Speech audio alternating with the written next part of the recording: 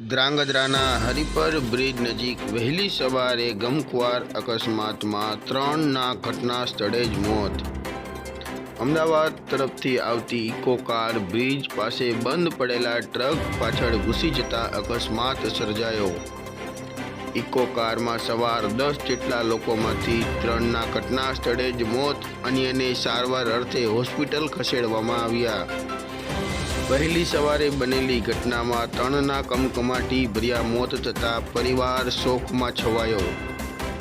તાલુકા પોલીસે અકસ્માત અંગેનો ગુનો દાખલ કરી અને વધુ તપાસ હાથ ધરી.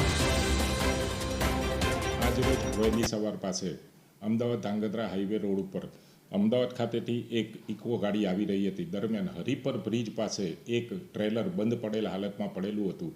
આ ટ્રેલર ઇકોના ચાલકને નહીં દેખાતા ઇકો ગાડી ટ્રેલર સાથે ભટકાયેલ અને આ ઇકો ગાડીના ડ્રાઈવર કિશોરભાઈ ડાપી સ્થળ ઉપર અસમ પામેલ તથા તેની સાથે અન્ય 2 ઈસમો વિશાલભાઈ તથા પ્રફુલ્લાબેન પણ સ્થળ ઉપર જ મૃત્યુ પામેલા અને ગાડીમાં બેઠેલા 10 જણામાંથી બીજા 5 જણાને ઈજાઓ થયેલ અને તેઓને તાત્કાલિક ધાંગધ્રાથી સુરેન્દ્રનગર હોસ્પિટલ ખાતે સારવાર માટે ખસેડવામાં આવેલા છે અને અન્ય 2 ઈસમોને સામાન્ય ઈજા થતાં તેઓને સારવાર આપી હોસ્પિટલમાંથી રજા આપવામાં આવેલ છે.